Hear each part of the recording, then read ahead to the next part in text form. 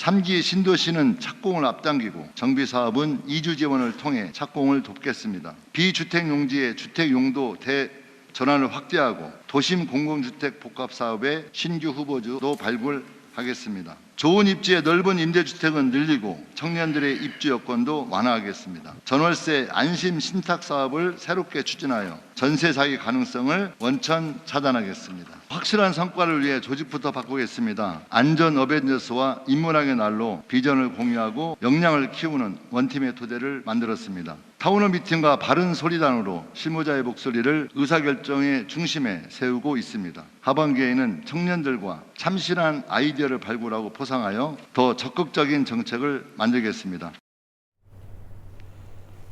네, 국토교통부의 업무보고 한 장면 함께 보고 오셨습니다. 올해 상반기 주요 현안을 다루면서 굉장히 좀 바쁘게 달려오셨을 것 같은데 차관님께서 뽑으시는 올해 상반기 주요 성과 어떤 걸까요?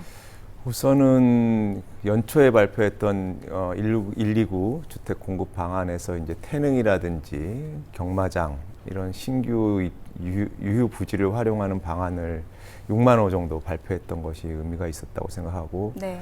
또 전월세 안정을 위해 가지고 지난 5월에 그 LH가 하는 매입 임대 아파트가 있습니다. 매입 임대 주택인데요. 그거를 내년까지 9만 호 이상 공급하겠다는 내용도 발표를 했었고, 특히 이제 전세 사기 관련해 가지고 이제 전세 사기 종합 대책을 마련을 했는데, 그래서 선 보상 후 정산으로 그렇게 하고 최소 보장 비율도 30%까지 그렇게 한 대책을 발표했던 게 의미가 있었습니다. 그리고 이제 장기적으로 볼 수도 있는데 국가 균형 발전 차원에서 그 광주 군공항을 국가 산단을 후보지로 지정해서 메가 프로젝트가 추진될 수 있는 기반을 마련했다고 생각을 합니다. 네, 주택 공급 방안 또 지방 균형 발전까지 다방면에서 굉장히 많은 좀 현안들이 있었던 것 같은데 또 최근에 정부가 주택 공급 방안을 발표를 했습니다. 관련 내용 저희가 차근차근 짚어볼 텐데요. 그에 앞서서 앞선 9.7 대책 이후 주택 공급 현황은 어떤지부터 좀 설명을 부탁드리겠습니다.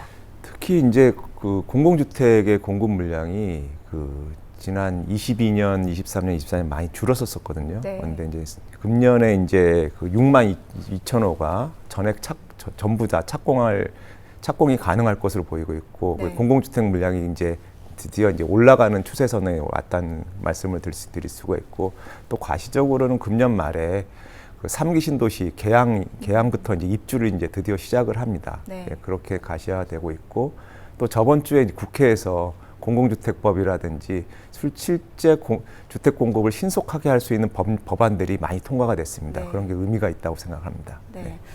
이런 가운데 최근에 주택 신속 공급 방안을 정부 차원에서 발표를 하셨는데요. 이번에 이런 부동산 대책을 추가로 발표하시게 된 배경은 무엇인지 궁금합니다. 방금 말씀드렸던 대로 이제 공공주택에 있어서의 공급은 이제 속도를 내고 있다고, 이제 속도를 내고 추세선이 올라가고 있다고 판단을 하고 있는데, 네. 이제 민간 주택에 있어서 좀 우려 사항들이 좀 네. 있습니다. 사실 그게 이제 22년, 23년 그 당시에 이제 PF 쇼크가 와가지고 그런 부분들 때문에 민간 부분이 많이 어렵습니다. 네. 그래서 이번에 민간 부분에 대한 공급 활성화 대책을 또 포함을 했고요.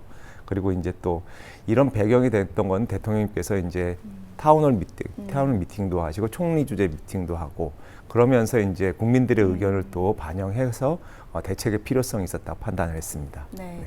현장의 목소리를 반영했다 이런 설명이신데 네.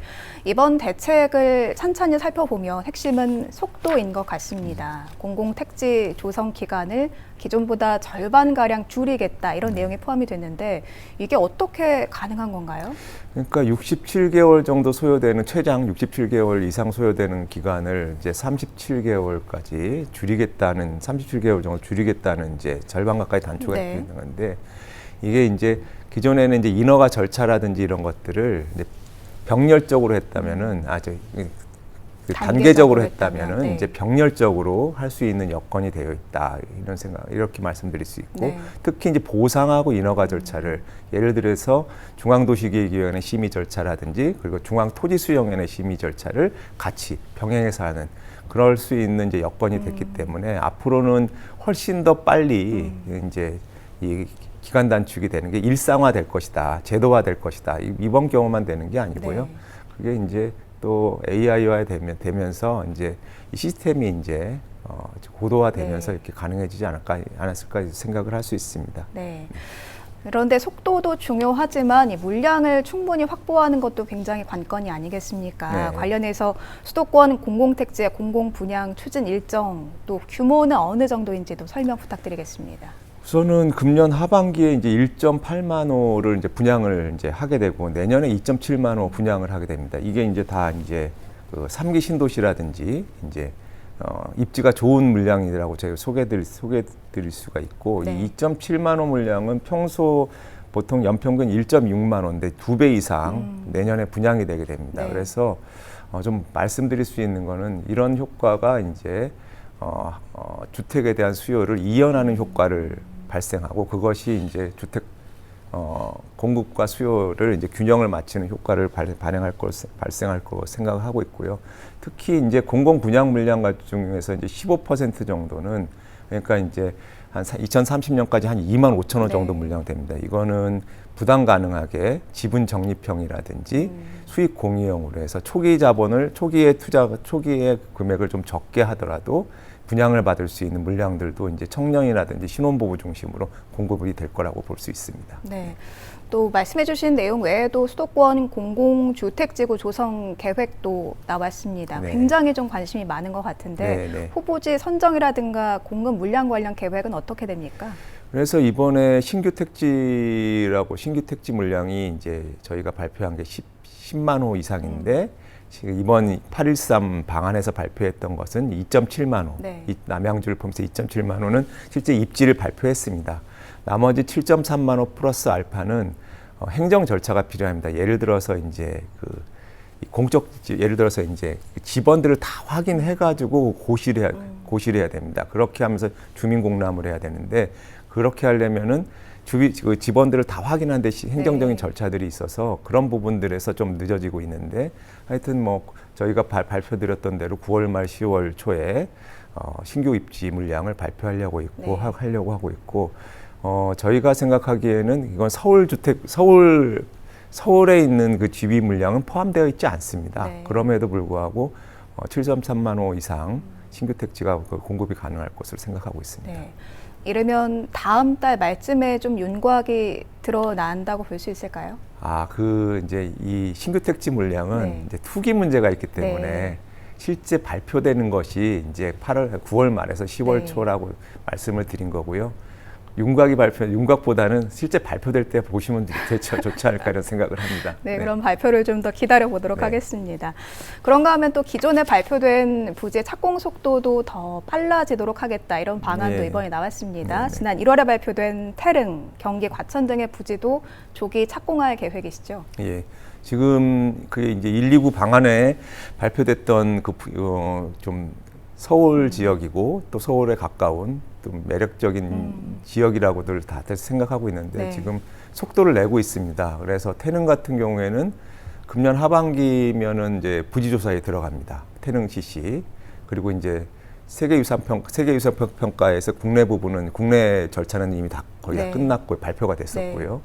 그리고 그렇게 되면 이제 금년부터 이제 그 조사가 들어가면 29년에 착공하는데 전혀 문제가 없을 거라고 생각하고 있고요. 그리고 경마장도 지금 이번 9월 달에 경마장 이전 후보지가 발표될 거라고 네. 저희가 이제 예상하고 있습니다. 예, 그렇게 이제 농림부 그리고 마사회하고 잘 협의를 하고 있고요. 그리고 또 방첩사 같은 경우에도 거기 이제 이전을 이제 내년 초부터 그 비핵심 시설들은 이전하는 걸로 지금 합의가 돼서 차질 없이 준비가 되고 있습니다. 네.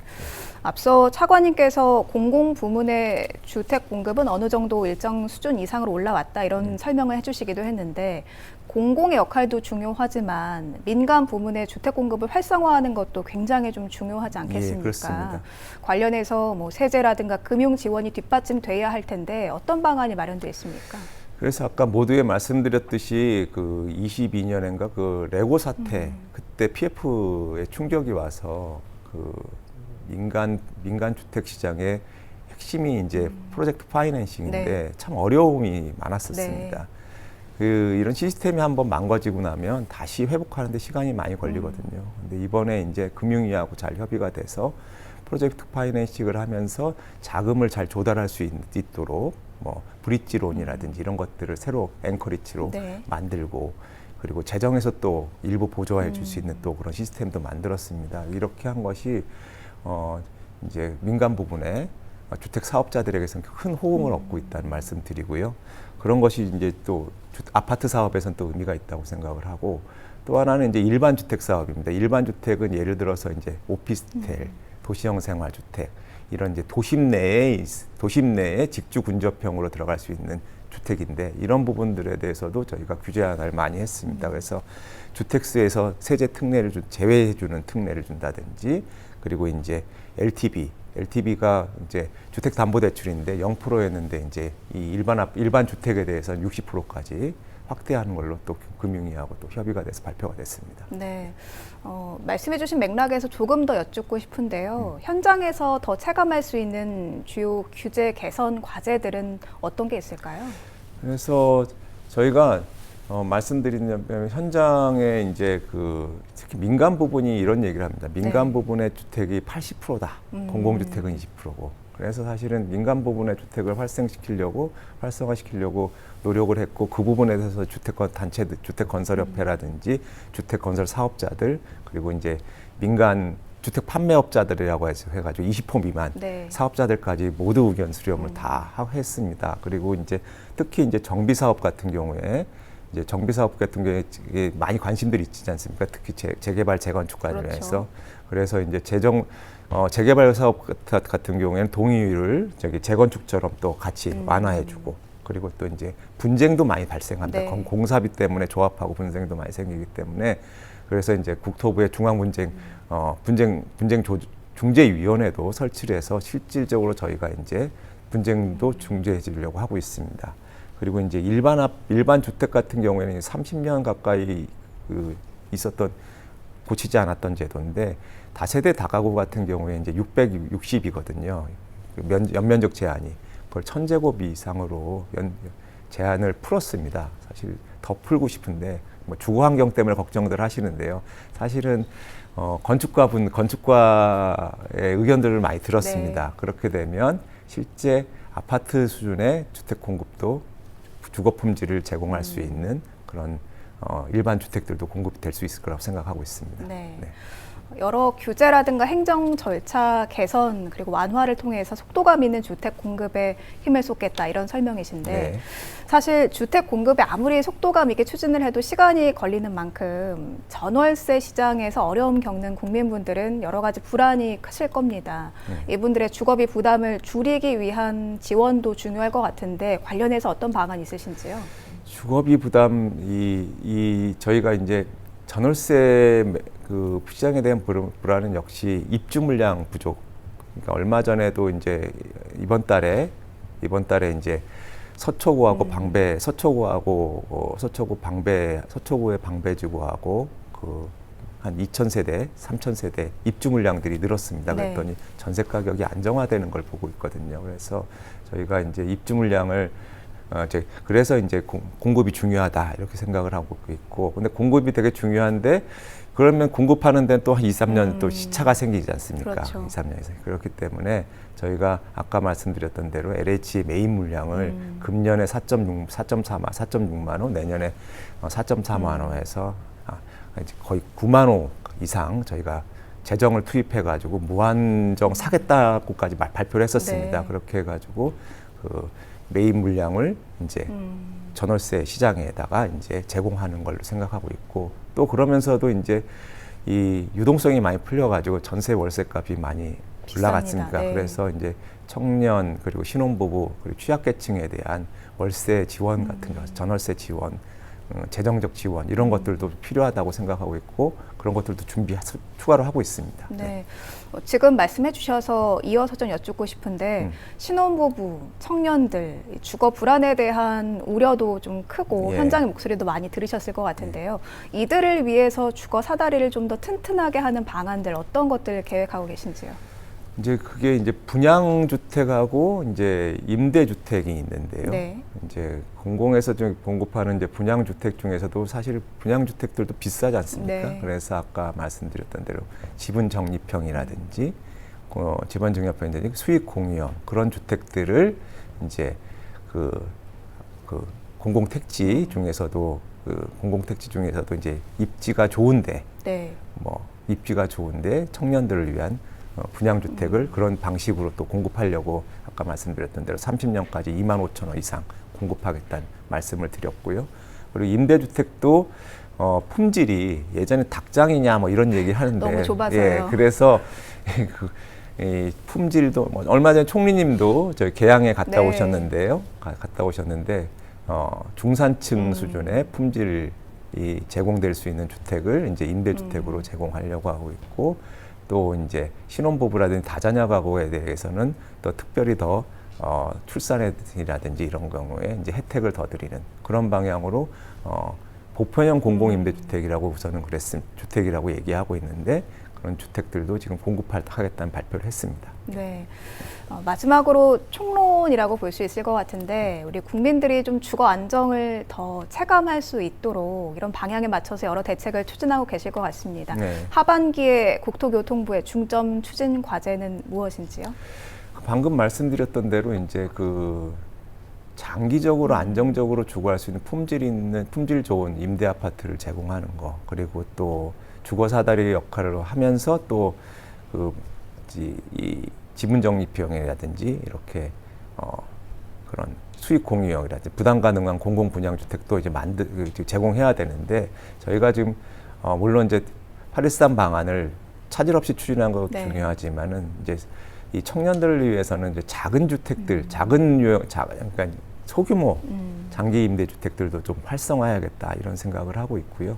그리고 이제 또 지금 저희가 이제 내각이 중심돼서 총리님이 중심이 돼서 이제 지금 신속 공급 점검회의라고 하고 있습니다. 그래서 총리님 주재로 해서 내각이 힘을 합쳐가지고 주택 공급과 전월세 시장 안정에 총력을 다할 계획으로 있습니다. 그리고 이제 하반기에는 방금 말씀드렸던 대로 특히 이제 청년 신혼부부 주거 취약계층 정말 주거 안정이 되게 중요하거든요. 네. 그래서 주거복지 로드맵을 지금 준비하고 있는데 하반기에 발표를 해서 주거 사다리를 더 강화할 예정으로 있습니다. 네.